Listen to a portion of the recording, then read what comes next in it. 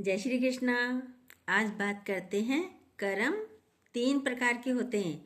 कर्मों पर बात करते हैं, कैसे करने चाहिए। सुनिए। बलि का तारण कौन करेगा? ब्रह्मा जी चिंतित हुए। आप कुछ भी कर रहे हैं, आपकी भनक, उसकी भनक ब्रह्मा को भी रहेगी। आप कोई भी कार्य कर रहे हैं, ब्रह्मा जी सब जानते हैं। देवगण आपके कार्यों में अजान अनभिज्ञ परिचित नहीं है आपके कार्यों से। देवगण, एक जगह तो ऐसा लिखा है कि चित्रगुप्त आपकी हर चीज चित्रित, अंकित, टंकित, संचित कर रहा है। आप जो कुछ कर रहे हैं, सोच रहे हैं, बोल रहे हैं, वो सब लिखा जा रहा है, अंकित हो रहा है। उसी से आपकी एक एक क्रिया को संचित और संग्रहित किया जा रहा है। आपके हर कार्य को संचित और संग्रहित किया जा रहा है। उसी से भोग भाग्य बनेगा, उसी से आपका कर्म फल तय होगा, उसी से आगे की आपकी तैयारी होगी। कौन सी तैयारी? अगले जन्म की। सुनिए, आपके कर्मों से आप अपनी तैयारी अभी कर रहे हैं कि आपका आगे का भविष्य क्या होगा। ये आप जन्म पत्री दिखाए जा रहे हैं, ज्योतिषियों को दिखाते ना, क्या होगा क्या होगा, क्या लिखा है। आपको ही पता है कल क्या होना है। आपको स्वयं पता है कल क्या होना है और परसों क्या होना है। आपका भविष्य आपको पता है। आपके कर्म बता रहे हैं ना, आप किस दिशा में जा रहे हैं। आपके कर्म फल ही तो तय करेंगे आपका भविष्य। ये चित्रगुप्त आपकी एक एक क्रिया को अंकित कर रहा है। अंकित माना गणना, हिसाब किताब है पूरा आपके क्रियाकर्मों का। टंकित, टंकित माना साथ साथ टाइप होता जा रहा है। टंकित, वहां से आप डिलीट नहीं कर सकते, और हाँ कर भी सकते हैं यज्ञ कर्म से। कैसे डिलीट कर सकते हैं कर्मों को? यज्ञ कर्म से। जो कुछ छपा गया है आपका, जो कुछ छप गया है आपका, उसे मिटाया जा सकता है आप ही के द्वारा। कर्म 3 प्रकार के हैं: संचित कर्म, क्रियामान कर्म और प्रारब्ध कर्म। जो फल हो गया है उसे कौन हटाए? प्रारब्ध के फल कौन हटाए? लेकिन जो संचित कर्म है, क्रियामान कर्म है, इनमें हेरफेर हो सकती है। एक जगह तो लिखा है, ब्रह्मज्ञानी, वितराग और महापुरुष जो जितेंद्रिय हैं, जिन्होंने अपनी इंद्रियों को जीता है, सारी की सारी समस्याएं, दुविधाएं और पूर्वकृत के पाप कर्म भी उसी समय नष्ट हो जाते हैं। किस समय?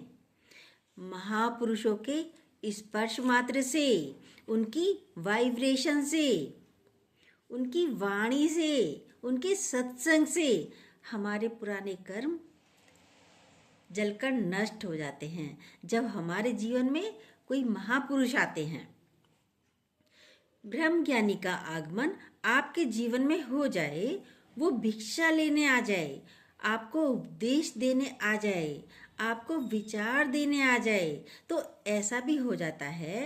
यज्ञ कर्म से ऐसा भी सब हो जाता है। सारे आपके पुराने संचित कर्म, क्रियामान कर्म, सारे कर्म जो है आपके जल जाते हैं, नष्ट हो जाते हैं। बलि ने अपना भाग्य ही बदल लिया। बलि ने अपना भाग्य ही बदल लिया। किससे?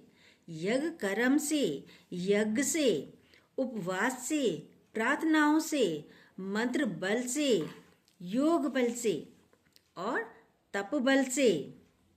आप फिर से वैसा कर सकते हैं जैसा आप चाहते हैं। आप जो चाहते हैं वैसा कर सकते हैं। ठीक है, गलत कर्म हो गए, लेकिन आप सुधार भी सकते हैं अपने आने वाले भविष्य को, अपने आने वाले जीवन को, अपने आने वाले कल को। कौन है जो केवल लौकिक हित की चिंता करता है? कौन है ऐसा? ब्रह्माणी की हिम्मत तो नहीं हुई, सरस्वती की, शारदा की, कि वो दशरथ तक पहुंचे। वो स्वयं कहती है, दशरथ के मस्तक को छुआ तो मैं ही नहीं रहूंगी, मेरा अस्तित्व ही नहीं रहेगा। कौशल्या, सुमित्रा, केकई तक तो मैं पहुंच ही नहीं पाऊंगी। और हाँ, क्या मैं गुरुदेव तक पहुंचूंगी? और गुरुदेव कहें कि ये विचार बदल दिया जाए, कल्पना भी नहीं है। वहां तो मैं उनकी जिह्वा पर निरंतर वास करती हूँ। सदा के लिए लोप हो जाएगा सरस्वती का। तो कहाँ जाए? अब कहाँ जाएं? नाम मंथरा, मंदमती। तो सुनिए, सरस्वती मंथरा में प्रवेश कर गईं, रोष बनकर, आक्रोश बनकर, ईर्षा द्वेष बनकर, राग और भयानक कपट छल बनकर, स्वार्थ बनकर और क्रोध बनकर, और जोर जोर से सांस लेने लगी। और उसकी सांस में जैसे मानो अग्नि है, जोर जोर से सांस लेने लगी मंत्रा। जैसे उसकी सांस में मानो अग्नि है, उसके नेत्रों में भयंकर ज्वालाएं हैं, उसकी पूरी देह कांति काली पड़ गई, कंपन होने लगा। ईर्ष्या, राग, द्वेष से वह इतनी कंपित होने लगी, अपने को संभाल नहीं पा रही थी मंत्रा। तो जहां जहां सुंदर पुष्पों से सज्जा की गई थी, उनको वहां वह कुचलने लगी, पुष्पों को। जहां मंगल कलश रखे थे, पैरों से, हाथों से उन्हें लुढ़काने लगी। जहां अवलियां कहते हैं दीपों की पंक्तियां, दीप जहां रखे रहते हैं लाइन वाइज, दीपों की जहां जहां पंक्तियां थी, उनको अपनी लकुटी यानी लाठी से गिराने लगी। मंगल कलश तोड़ने लगी, घट फोड़ने लगी, फूंक मार मार कर दिए बुझाने लगी। जहां जहां स्वास्तिक थे, उन्हें मिटाने लगी मंत्रा। अनायासी कोप, क्रोध, भयानक द्वेष उसमें सब आ गया। ये दृश्य देख केकई को लगा, अब तो एक कटार कभी काम नहीं आई, एक कटार मेरे कभी काम नहीं आई किसी शत्रु का अंत करने के लिए। अब इसका समय आ गया है। उसकी मां, केकई की मां ने उन्हें एक कटार दी थी कि तू बुद्धिमान है, गुणवती है, रूपवती है, और प्राय स्वर्ग की अप्सराएं तुझसे ईर्ष्या करती हैं। तो क्या करूं माँ? ये कटारी रख ले बेटा, केकई की माँ ने कहा था। अचानक कोई विपत्ति आए, इससे तेरी रक्षा होगी। ये छोटी सी तलवार अपने पास रखना बेटा। तुझसे बहुत ईर्ष्या करते हैं, बहुत से लोग तुझसे बहुत ईर्ष्या करते हैं, तेरे रूप से, तेरे सौंदर्य से, तेरी बुद्धि से, युक्ति से, चातुर्य से, तेरे ऐश्वर्य से। तू राजा की प्रिय भी है ना। प्राय इंद्र तुझसे ही संवाद करते हैं, प्राय इंद्र भगवान इंद्र तुझसे ही संवाद करते हैं, कौशल्या से तो बात नहीं करते। सर्वत्र तेरा यश है, चर्चा है सर्वत्र तेरी। ये कटारी संभाल कर रख बेटी। अचानक ही शत्रु आघात, संघान करे, प्रहार करे तो तेरी रक्षा तो होगी। तो केकई कहती है, ये कटार आज काम आएगी मेरे, मैं तेरे प्राण ले लूंगी।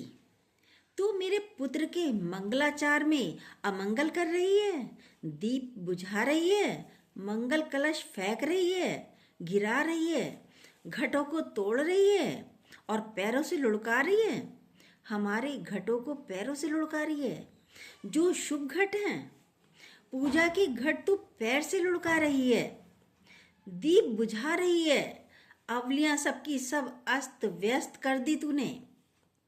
तू अशुभ कर्म कर रही है, हमारे स्वास्तिक जहाँ चिन्हित हैं उन्हें दोनों हाथों से मिटा रही है। ऐसा तो कोई शत्रु भी नहीं करता। अरे अभागी, तुझे हुआ क्या है? केकई मंत्रा से पूछ रही है। अरे अभागन, अभागी, तुझे क्या हुआ है? तू मेरी धाय मार रही है, इसलिए मैं तेरे प्राण तो नहीं ले सकती, पर आज इसका अपमान जरूर करूंगी। अरे दुष्टा, तुझे मैं दंड जरूर दूंगी। ये केकई कहती है। ये हैं मंत्रा के कर्म। कैसी लगी हमारी ये स्टोरी? बातें सारी मोटिवेशनल स्टोरी है हमारे कर्मों पर। अच्छी लगी हो तो प्लीज़ जो न्यू हो सब्सक्राइब कीजिएगा, बेल को दोबारा प्रेस ज़रूर कीजिएगा और लाइक और कमेंट ज़रूर कीजिएगा। जय श्री कृष्णा।